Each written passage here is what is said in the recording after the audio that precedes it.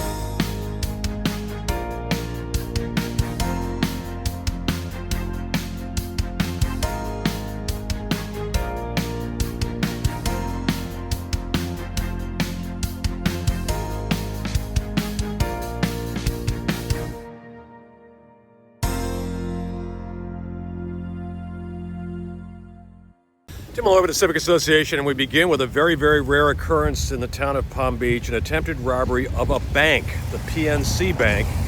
Thursday morning, early, one suspect leaping over the counter. Terrifying for the employees, and let's have Michael Grodnick from the Palm Beach Police Department pick up the story from there. This morning at 10 minutes after 9, we got a 911 call of a bank robbery in progress. Okay. What happened was a young man, black male in his 20s, in a tank top and shorts, came into the bank and demanded money, all right, then jumped over the counter. The employees, after making the 911 call, fled the bank. Within a minute, from 9:10 when the call came in to 9:11, our first officers were on scene. From that moment on, from 11 minutes after 9, Captain Gwelly, the SWAT team commander, was on scene, set up a hasty entry team. We had set up a perimeter.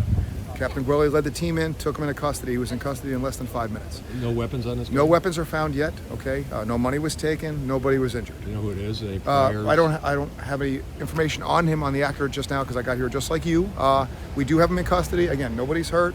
So once I get his pedigree, his name, stuff like that, and I can give it out, I will, but I just don't have it right now. So thankfully, no one injured. A great job by the SWAT team and the Palm Beach Police. This was over very quickly. One suspect in custody. More to be learned down the road on this, but again, something that just doesn't happen in this town where we're looking back, it's been a couple of years. But a good end to a scary moment on a Thursday morning. The positivity testing for COVID-19 in Palm Beach County took an alarming jump in the last couple of weeks. Palm Beach County approaching 55,000 cases and 1,500 deaths. The town of Palm Beach, 144 cases. And we have now learned that 8 people have died in our town of COVID-19. So we are not out of the woods, and here we are again with the plea to wear masks. If you're not worried about getting the COVID-19 virus yourself, do this for others. It is not mandated legally in this town, but it is certainly encouraged. Bringing a king tide and gusting winds like we had all week, and you have a dark, possibly ominous look into the future of coastal Palm Beach, in fact, coastal America. Rising waters have put homes in peril and changed the way we have to build them. It looks like Venice, but it is in Palm Beach. Built in the 20s, this Grand Meisner home is quietly being swallowed by the Intracoastal. Oh my goodness, look at this.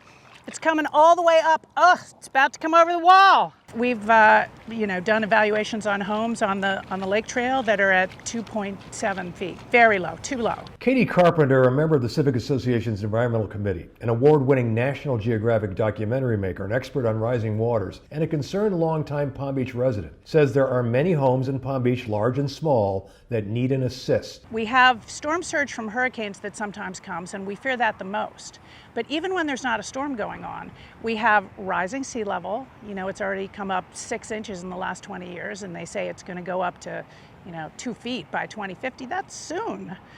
And then we also have extreme rainfall, which comes now in bursts. Which brings us back to this extraordinary project to elevate a classic home from the Roaring '20s in Palm Beach. The contractors who Carpenter works with, Resilient Enterprise Solutions, also raise homes out of danger from encroaching waters. The huge beam shown here will eventually elevate the entire home, thereby preserving a Palm Beach treasure. If you want to protect your home from flooding, you can elevate your home, but you can also put in flood vents. You can put a site wall around it and put in an automatic floodgate. It's an investment in the future of your family's most valuable asset. Carpenter says the foundations and underpinnings of dozens of Palm Beach homes, many landmarked, are gradually being chewed away by the consequences of a warming earth. Her job is to identify them and then get the experts to work. Here in Palm Beach, there's so much we can do before it really gets bad here. The District 21 congressional seat is up for grabs this electoral season. Incumbent Lois Frankel faces a controversial Republican and a little-known independent. Our Wendy Rutledge spoke to 2 of the contestants. Tim, we made every effort to contact all 3 candidates in the District 21 congressional race, but the Republican candidate, Laura Loomer, never responded to our outreach. So what we do have is the views of Lois Frankel and the independent candidate, Charleston Malcolmus, on 2 very key issues. Our first topic, health care. What do the candidates think of the Affordable Care Act? Should it be maintained, expanded, or replaced? If the current president is reelected, this assault on the Affordable Care Act will not stop. And I believe it just should be, as I said, it should be a mission of all of us to try to find ways to improve the Affordable Care Act and improve access to health care. I think that it's something we have an opportunity at the state level to definitely implement and allow states to basically embrace different ideas so that way they could implement different forms of healthcare at their level. I'm not suggesting that it's solely a state issue. I think this is something that we also need to tackle at the federal level. I think there needs to be federal, state, public, and private partnership. Second topic, taxes. Depending on the outcome of the election, we may see a tax hike or a tax cut. What do the candidates view as the best approach for the American people? We have already a tremendous amount of taxation in this country, not just at the income tax level, but, at all forms, whether it's sales, state, property, et cetera. We need to be much more effective with those dollars. In terms of a taxing system, let me just say, it should be fair, and it has a number of purposes. We want to certainly continue to promote the growth of our economy and also to be able to fund the needs of our citizens. For the Palm Beach Civic Association, I'm Wendy Rutledge reporting. In keeping with our steady commitment to informing you about upcoming elections, the Palm Beach Civic Association has hosted a second forum with candidates for the Palm Beach Port Commission. Wendy Rutledge has that. Tim, the Port of Palm Beach is not only an economic driver for Palm Beach County, it also plays a big part in the lives of Palm Beachers, particularly those who live on the North End.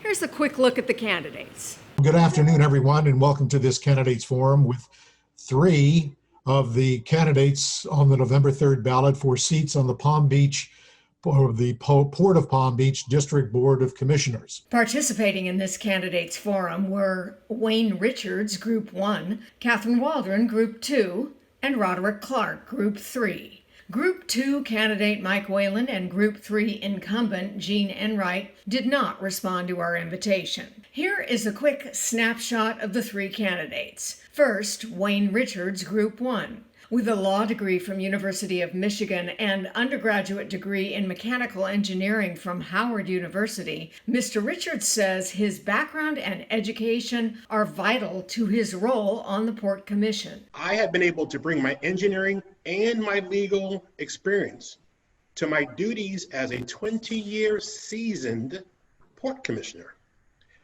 As I have in many times in the past, I currently do have the pleasure of serving as the chairman of the Board of Commissioners for the Port of Palm Beach. Running for a second term, Group 2 candidate Catherine Waldron comes from the business world, having been an executive for 2 Fortune 50 companies, as well as starting several small businesses. I bring a strong business background to the dais, and as we know, the port is a major economic driver for our area. So it's important that we have that business experience up there on the dais when we're making decisions about tenants and contracts. Roderick Clark, who is running for the Group 3 seat on the Port Commission, is a Walmart manager with a passion for improving economic opportunity for residents of the Glades. I want to definitely make a difference because I'm not a politician.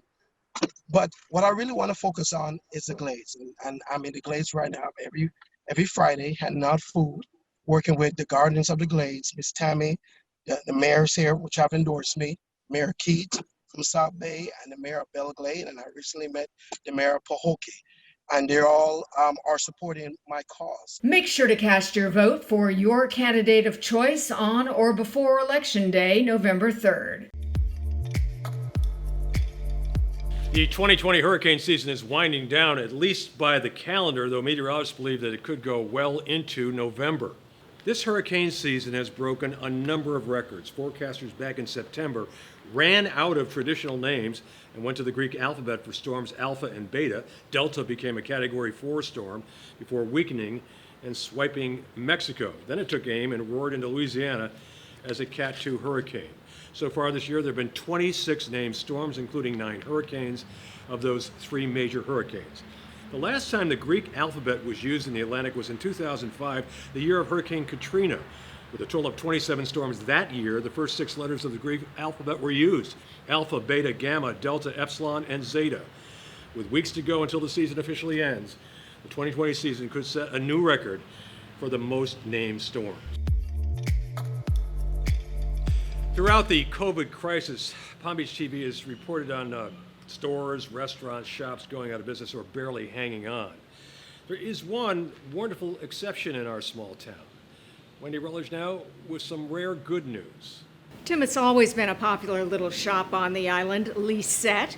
It is a needlepointer shop, but now with COVID-19, everybody staying safer at home, well, novices are becoming needlepointers and business is booming. To walk into this charming Palm Beach needlepoint shop is to be warmly greeted with a burst of pastels, beautiful patterns, a rainbow of threads, and pillows aplenty. Sure, owner Jessica Myers had her regulars, but since COVID-19 hit, her business went the opposite direction of so many other retailers. It exploded, which was a very weird thing to be happy about because we're going through this national pandemic and business is busier than ever. So I don't think we even had time to be happy or excited about it. We were just, all hands on deck. Though the tradition of needlepointing is very much apparent in this stitching paradise, this is not your grandma's needlepoint store. Lycette has a lively presence on social media, which may explain where this explosive growth is coming from. More millennials. Millennials? Mm-hmm. Yeah, it's huge with millennials right now. I think that when people were home for the pandemic, there's only so long, you can be on your phone before you're like cross-eyed and can't see and your thumbs are sore from texting. And I think after that, you're like, okay, what can I make and what can I do and how can I be productive without going out? And needlepoint answers, all of those. Case in point, this young needlepoint enthusiast. I love that it's kind of like a tradition and things that are passed down, and you can be super sassy at the same time. Super sassy, meaning you can have a message? Yeah. It ain't easy being a princess. Though it looks hard and difficult to learn, Jessica says that's just not true. It's just paint by numbers with fibers or threads, and anyone can really do it as long as you have good light and maybe reading glasses to see the holes. If you say so. For the Palm Beach Civic Association, I'm Wendy Rutledge reporting. I'm Tim Malloy with the Civic Association and Palm Beach TV. And Civic Association membership matters. If you are a member, we hope you'll join with us again. If you aren't, we'd love to have you. This is a stormy time of year. Hurricanes so far staying off Florida, thank goodness. Still got several weeks to go on that. We leave you now with some beautiful clouds, the thunderstorms rolling in late afternoon. And we'll talk to you real soon.